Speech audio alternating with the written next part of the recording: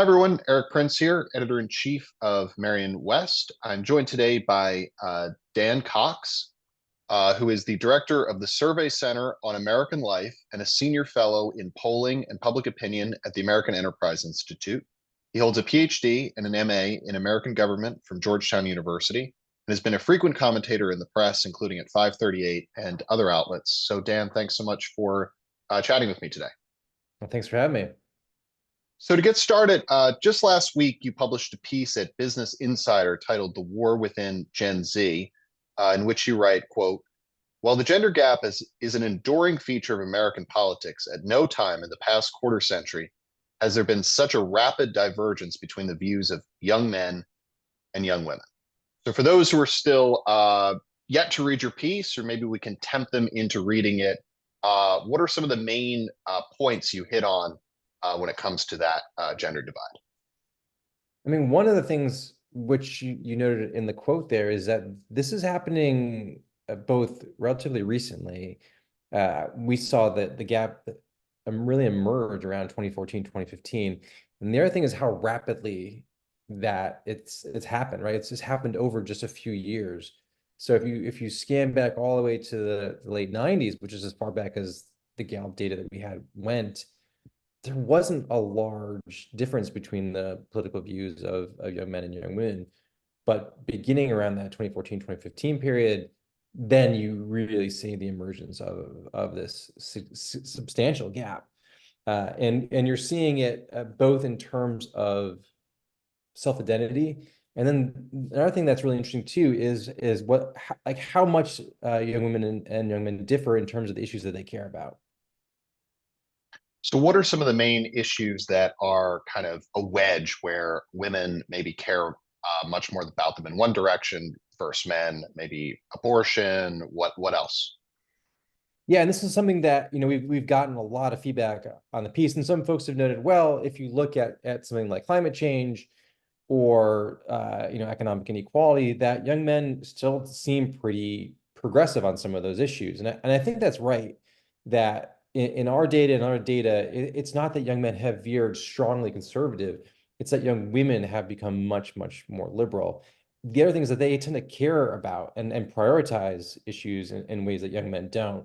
So if you look at support for ending gun violence, addressing climate change, addressing reproductive health issues and abortion, young women are really strongly supportive of government involvement in that stuff. And young men are kind of lukewarm at best, right? That there's not many issues. In fact, none of the issues that we've looked at, I think we looked at 14 different issues where young men were more likely to say this is a priority for them than young women, right? Which is just really interesting. So, is it more perhaps that young men on the aggregate are more apathetic about politics than they're veering towards more conservative policy positions? What do you think is kind of going on in light of what you just indicated? Yeah, so I don't get the sense that there's going to be a rush to support, conservative positions on a lot of these issues, but I think you're right. There's a generalized apathy among young men and a feeling of, I think the feeling a sense of displacement culturally and politically, and there's profound distrust of the current political system and political institutions among young people overall, but particularly among young men who they see, they don't see either party really advocating for their interests. And so you're seeing a rise in young men identifying as politically independent. And the number of folks who have an unfavorable view of both political parties is quite high.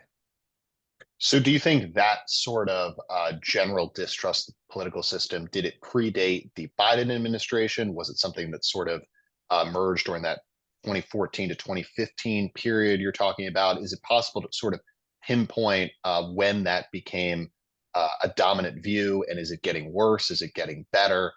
Um, Sort of what is I, the timetable on that, would you say?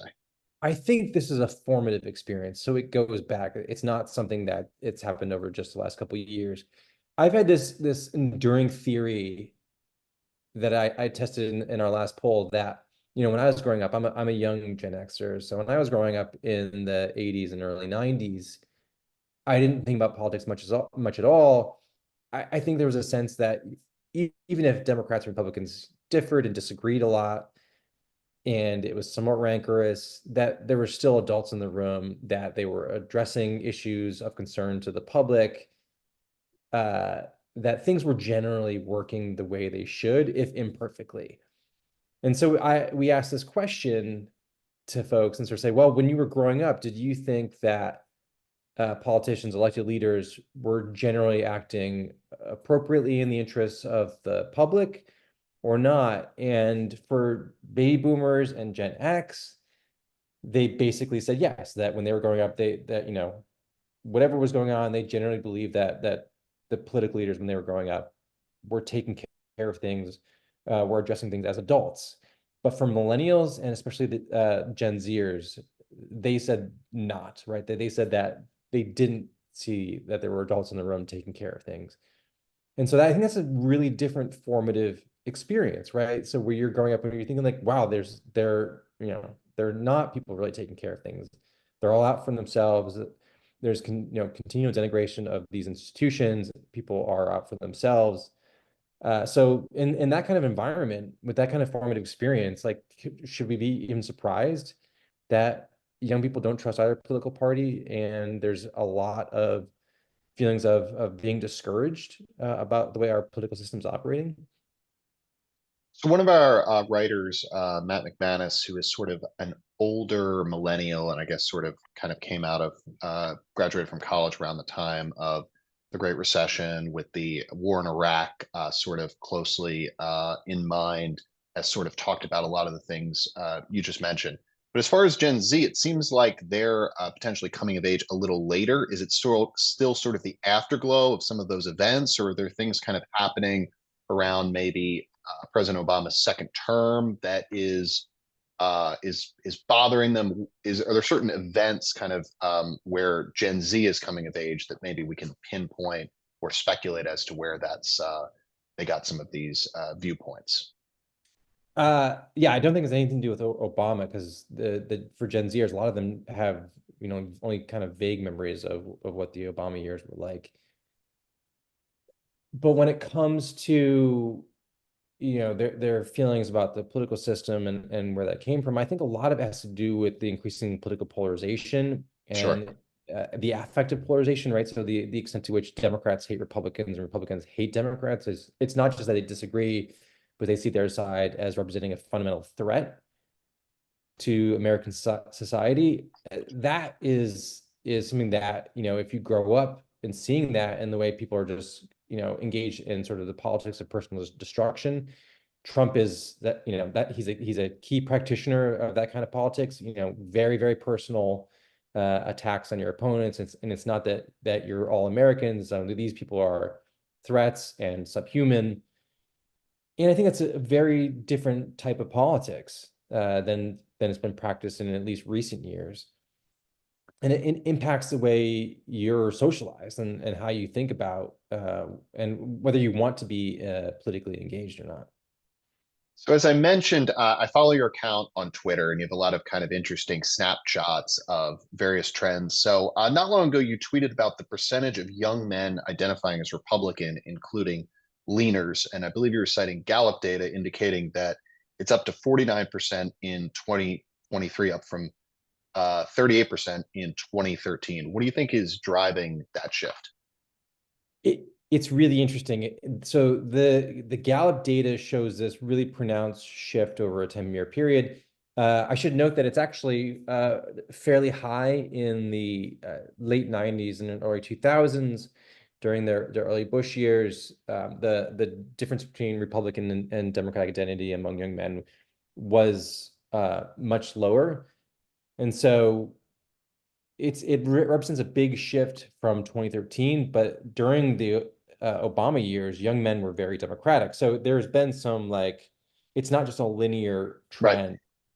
Uh, Uh, I do think there's something there, and I think some of it actually has to do with Trump. There's parts of Trump that I think, and his rhetoric that young men really like. I think Trump is really effective when he's talking about the kind of gamesmanship that's played in politics, right? He said, like, hey, I donated to Republicans and Democrats because they all took my money and then listened to what I want.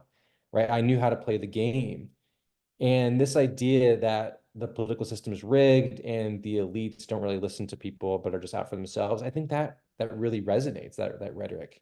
The problem, I think, for Trump is that he's his own worst enemy with a lot of this stuff. And so I think there's parts of uh, Trump's rhetoric and the way he conducts politics that is appealing, right? He's unapologetic at a time when a lot of young men are saying, "Hey, you have to be careful about how you act and what you say," and accused of being their masculinity being toxic, and so I think for someone like Trump to come out and start saying, "No, you don't need to apologize. You can act just the way you are and don't have to worry about anyone's feelings," and I think for some young men, there's something kind of freeing about that.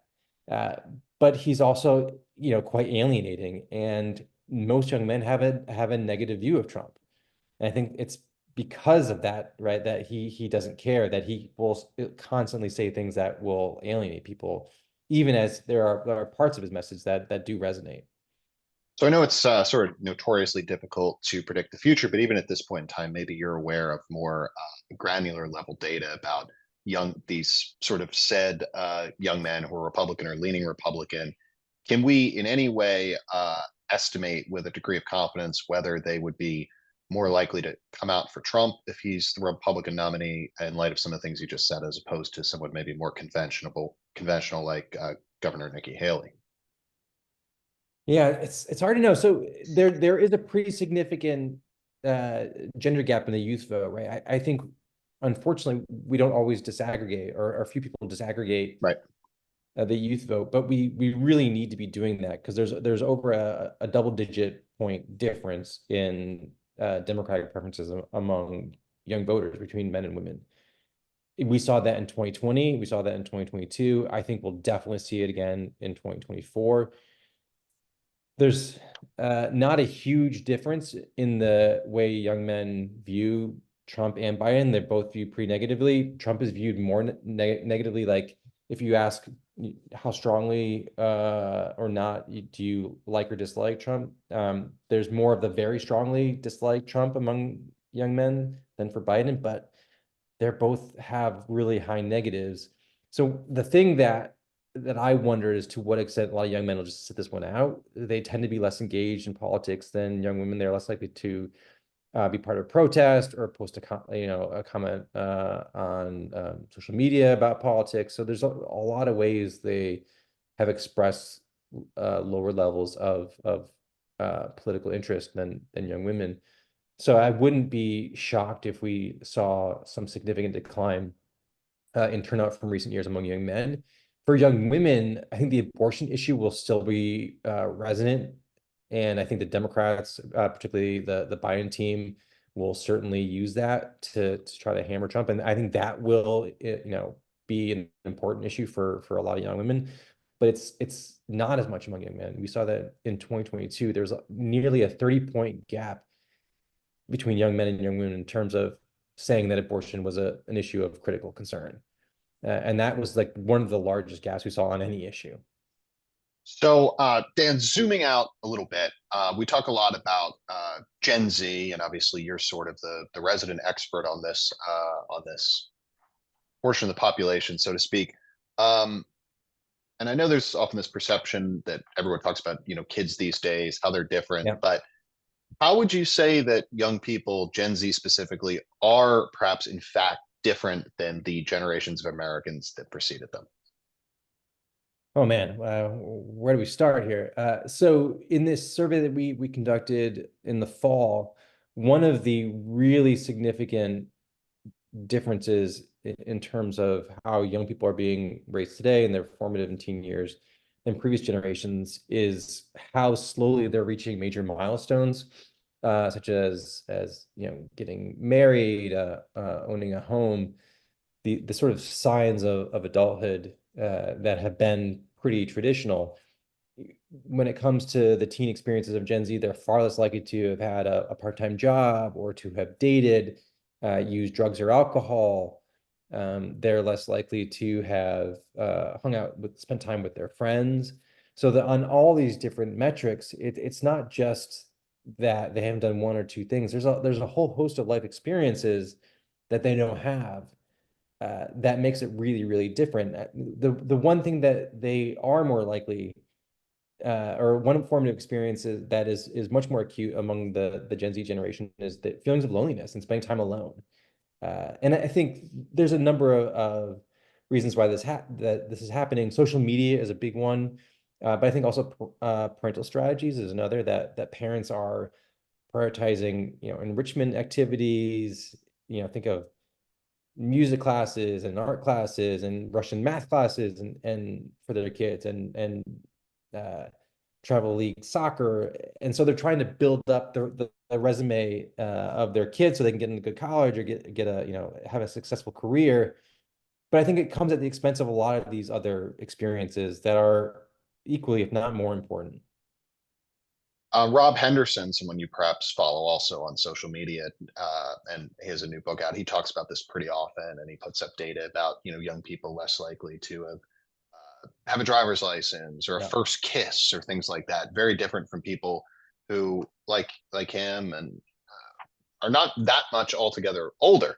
But there seems to have been something that kind of, and I know there's the book, The Coddling of the American Mind, where they're trying to pinpoint sort of kids born after 1996, that there was something that happened, and I think they were talking a lot about parenting strategies. But Mhm. yeah, it seems as though from some of the data, and as you alluded to, that they're not having some of these experiences that were previously perhaps very common.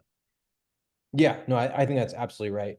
And again, there are probably a number of explanations, but it really is a fundamental difference in how young people are being raised. So Gen X was the generation that spent most time just hanging out with friends, and there's something really, really valuable about that, that I think is a great loss for young people.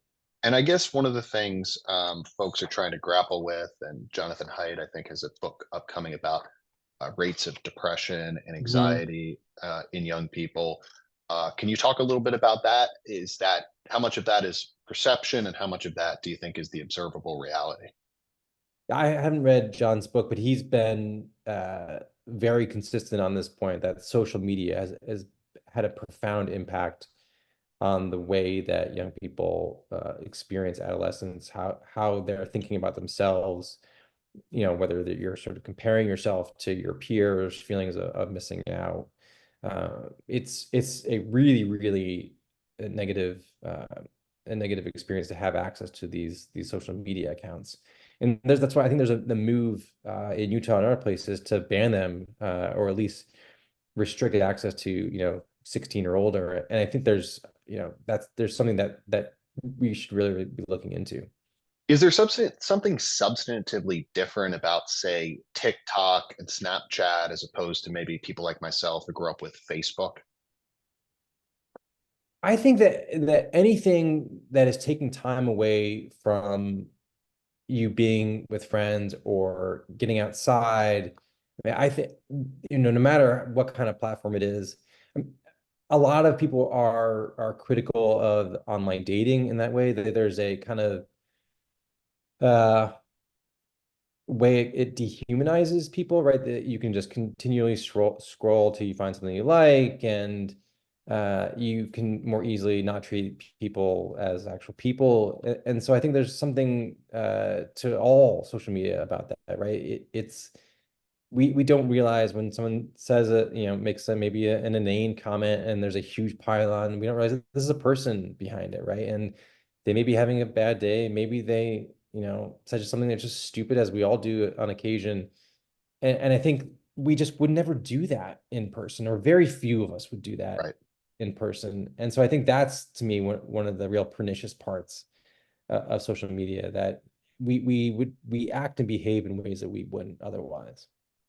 Yeah, on this same discussion series we're doing, I had Barry Harrington from Unheard, and she was talking about the online dating, sort of this commodification and Hmm. gamified approach to kind of creating a marketplace of human beings almost. And obviously, that's a more it's a more severe reading of it, but I thought that was a very interesting sort of way she put it. Yeah, So it go ahead. actually encourages sort of like an a more libertarian or individual mindset, right? So you yourself are a commodity and you're trying to sell yourself and like look at me, buy this thing, or look how good I look and look at the cool thing that I'm doing or the place that I'm visiting. And I think that's a really kind of toxic way to live your life. You're kind of seeking instant gratification for likes and clicks, as opposed to just going about your day and not worrying what everyone's thinking about you or worrying that your post got enough likes. Yeah, I think there's something deeply problematic about orienting ourselves that way. And I think, sort of to your point, it's also makes the individuals more unmoored from, if you're meeting people through friends or through your school or church, and if you're meeting people on the internet, Yeah. also you kind of don't know who the person is. It's not like, Johnny from school is like, yeah, she's cool or something like that. It's just sort of some atomized person popping up on your Hmm. screen, almost like if you're, I guess, video gaming or something and you're playing with someone in Azerbaijan, it's somebody sort of unmoored from like a community or something like that. Yeah, no, I think a big part, and this is true of dating too, right? If you're dating through your friend network or through someone you met tangentially through your workplace or a social club or a sports team or whatever, you, you have shared connections, which for most of us means we're going to be on better, if not our best behavior, and in a way that we're not, right? There's not as much the same kind of accountability mechanism if you're online dating. That's right. If you're all on the same soccer team and you behave like a jerk, then maybe people don't want to pass you the ball or have you sign up Right. Or next year. they'll take you aside and be like, what the hell, Right. man? What are you doing? Right. I think that's exactly right. So I want to pick up on something you said about loneliness and friendship. And I saw that you had commented or reposted a story that PBS did recently about the so-called friendship recession, with 20% of single men now saying they don't have any close friends. So is that a real historical anomaly? What's going on there? Why do people have so few male friends? So the friendship recession as a term that I coined back in So that's 2021. your term. Well, it may Amazing. have been used before, but Okay. I wrote about it for National Review in 2021, and then it's since been picked up a lot. We conducted this survey, just looking at the sort of the broad view of friendships, and we asked a whole bunch of questions about friendship in American society, picking up a trend from Gallup in 1990. That was like one of the last times someone had devoted an entire survey to the subject. And we found over that roughly 30-year period that the number of close friends that Americans have, particularly American men, had declined precipitously. So we dubbed it the friendship recession, and it got a ton of traction. Actually, Saturday Night Live picked it up, and they did a whole skit called Man Park, where they had the girlfriends and wives fed up with their socially needy husbands and send them to the man park where they could drink IPAs and talk about Marvel. Hmm. So yeah, this has been kind of in the So you uh broke into the popular culture with that, Dan. yeah, I mean it was everywhere. And I think it's something that is very relatable for many of us in modern society. We're less likely to be members of social clubs. Most of us were not attending churches or worship places as often. We're moving jobs around, and in the post-pandemic, many of us aren't going into the office as often and seeing and spending time with our colleagues. So our social outlets are more limited, and particularly for men, a lot of the male spaces have declined significantly. So whether that's veterans organizations, which not exclusively men, but tended historically to be male dominated. Unions, another one that we've seen a decline in unions, and union membership also tended to be an incredibly important social outlet for a lot of workers. So there's a number of ways that the way we live and the way we work, from gig work to remote work, is not conducive to us creating strong social ties. And so I think that's something that resonates with a lot of folks, no matter where they are in their life. So to that point, Bruno Mano from the Walton Family Foundation, who writes I know Bruno. about education for us and introduced us, he did a great piece on trying to address this about third places. And he wrote about his family's bar in Cleveland and sort of the Italian American section of Cleveland. And I guess unfortunately now it no longer exists, but that was a place where basically men would hang out and sort of have that sense of community. I remember there was that sort of viral news story a couple of years ago of a certain county in Ireland considering changing its policy for drunk driving to try to not disincentivize men from going to the pub because depression they determined Mhm. was a more pressing public health concern than alcohol use. So there does seem to be something about kind of the erosion of some of these places. Yeah, so a few years back, we conducted a survey looking at various neighborhood amenities. So, bars and restaurants and bowling alleys, and bookshops and public parks. And we didn't even ask folks whether they go to these places, whether they frequented these places. We just asked, how close do you live to these types of places? And we found a huge positive effect. So just living near a lot of these neighborhood amenities increased sociability, increased the feelings of attachment to people's communities, uh, increased self-reported feelings of um, people feeling that they were in relatively good health and had good friendships.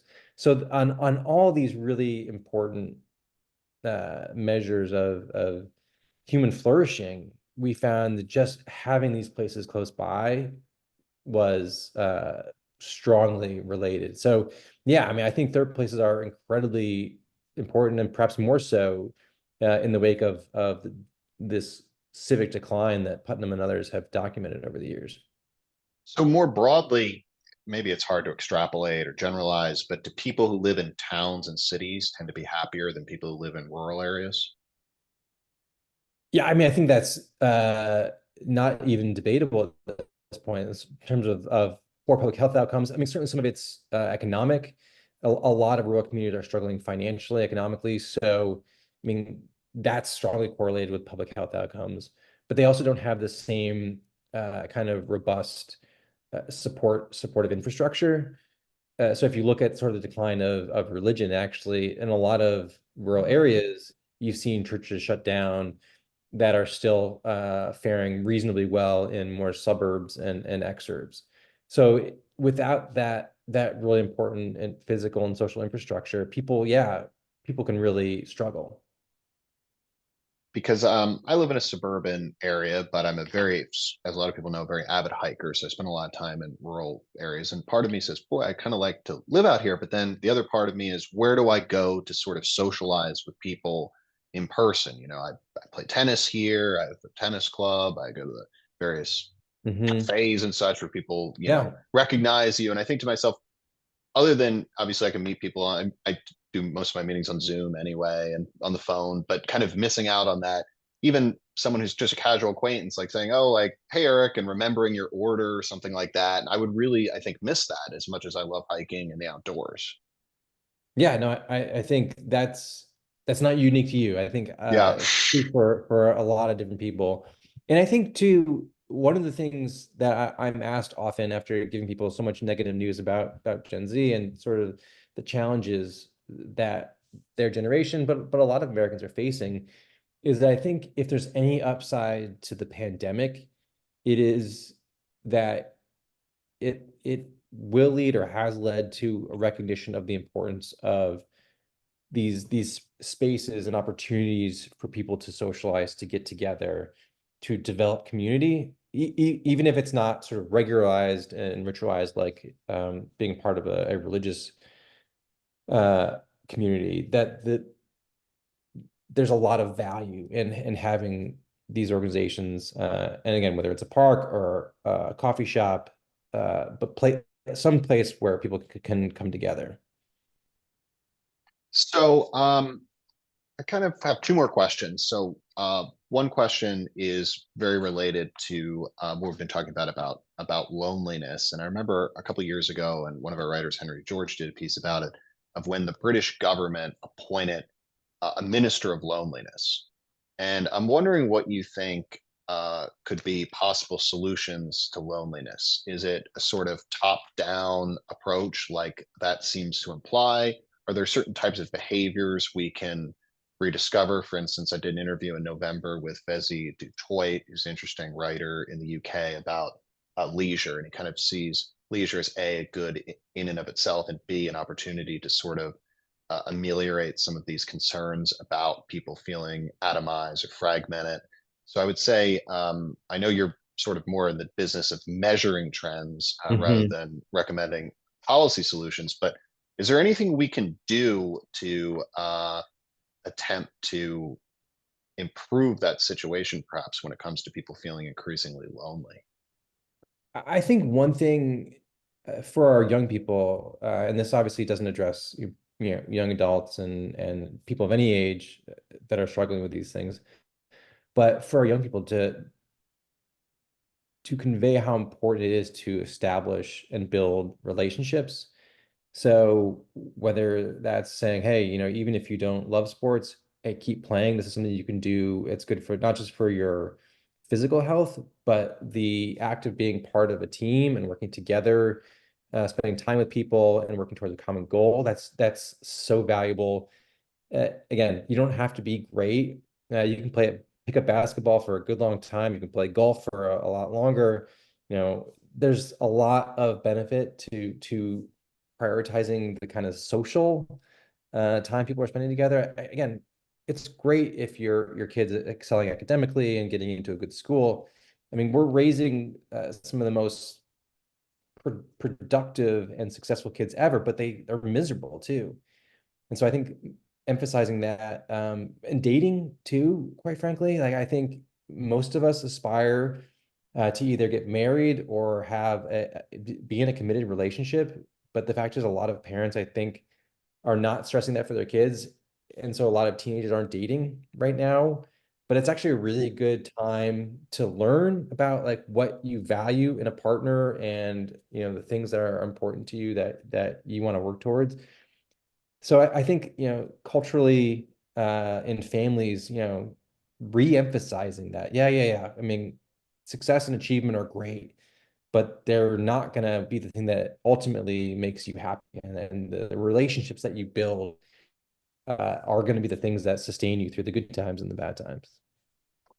So, sort of to wrap up, this is sort of more of a granular question, but I want to kind of close by asking a little bit about methodologies. That's something obviously you've um, imagine with your PhD and such have been sort of in this world for a while of surveys and measuring how we know things, basically. So I'm just wondering how those methodologies have changed, if at all, since you began, and do you do things differently when trying to take the pulse of Gen Z versus other demographics? For instance, I think you alluded to perhaps getting a sense of how often someone's commenting on social media. Is that something that's more specific to measuring the preferences of Gen Z as opposed to older generations?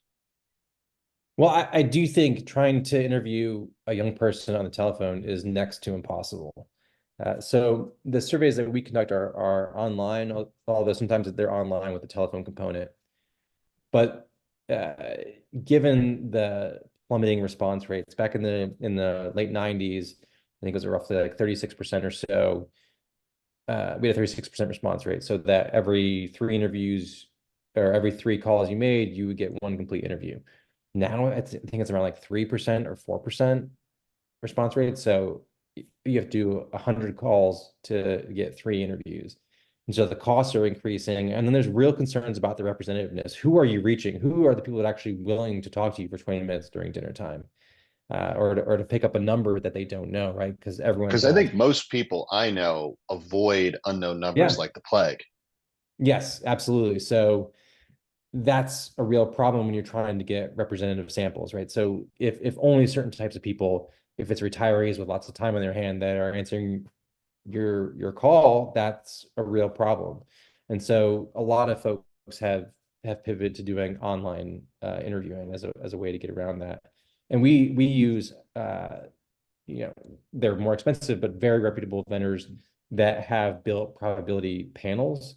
So they have 50,000 or 60,000 respondents who've been recruited across the country to participate in surveys.